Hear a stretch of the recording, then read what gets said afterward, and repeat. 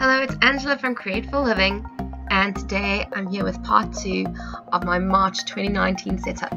If you've seen part 1, you'll see that the theme I chose was purple starlings from Africa. Growing up in Africa, I saw these birds regularly on the telephone lines, and I was just so impressed by their beautiful colors, and so I wanted to incorporate that into my bullet journal. So in my part 1, I only did the first weekly because I wasn't sure whether I'd like this new format, but actually I really am loving it, and after week 1 I decided to make my entire month like this, and I think I probably will continue doing this. I'll review that at the end of the month before I do my April setup. But basically I'm just creating one big task list in my personal bullet journal, and so any task that I need to do I just put in there, and if they happen more than once I can link them to certain days.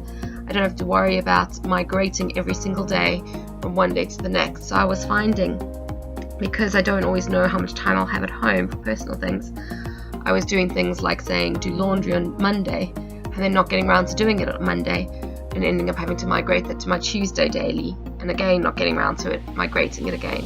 Just as an example. So it's much easier to just write laundry as a task that I need to do during the week, and then as I do it, tick off which days I've done it, so I can see when last I did it and decide again when to do it. So I'm loving this kind of idea, just having goals on the left, a little calendar to keep me focused, and a list of tasks. And I find a page of tasks like that is ample, especially because some things double up, like grocery shopping or house cleaning or that sort of thing. And I'm also finding this ideal for any habits I suddenly want to track throughout the week, or any symptoms if I'm wanting to log any health concerns. So absolutely love that idea. So that was just a simple starling on the left, and you have decided to switch it up a little bit, so to do the task list on the left this time, and I'm doing a protea with rose colors and pinks as an undercoat. As you can see, I'm doing this quite loosely, just with a paintbrush and water, and then I'm going to use my drying tool to dry in between layers, which meant that this entire setup for these 3 weeklies and my level 10 took about 10 minutes in real time. So a really quick setup. That's after having sketched it in. Just to paint it took about 10 minutes. The sketching I kind of just did in between tasks and waiting and just chilling in the evenings. I like to be able to doodle just as a relaxation, so I did a lot of that just off camera for fun, but I've done all the painting today on camera for you. So after drying I went over with another layer of pink, and then I'm just using this bright purple violet color for the starling, just sitting inside the protea.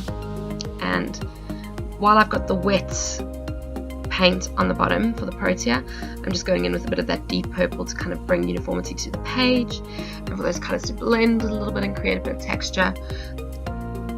All very loose painting, and again I have just very loosely all these birds in a murmur around the side. So again, a similar idea of the tasks, little calendar and goals, and again practicing my lettering with the word tasks and goals. I've done this with faux calligraphy just to keep practicing that idea of thinking of words as images that fill a space rather than as letters.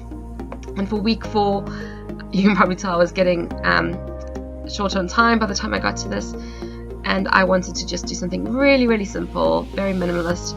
So I've just got a murmuring across the page, just lots and lots of birds, and murmur, and the lettering again. Sorry, this is slightly overexposed. I filmed this during the day, and unexpectedly the sun came up, so it's a little bit overexposed, but I think you can still gauge what I'm doing. And so just having a quick flick through.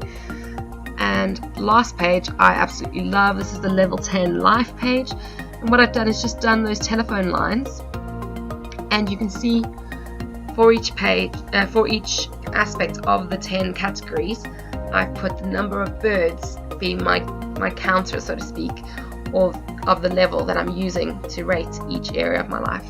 And I've written on each of those telephone lines, just in pen, the word, whether it's environment or finances or marriage, family, fun, recreation, career, all those kind of different categories. And on the right I've just chosen to practice my lettering with It's Your Time to Soar, just to link to the theme of flying and birds and taking flight.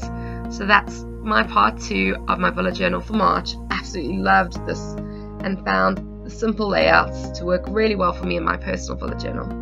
So I hope you've enjoyed, and I'll see you again soon. Alright.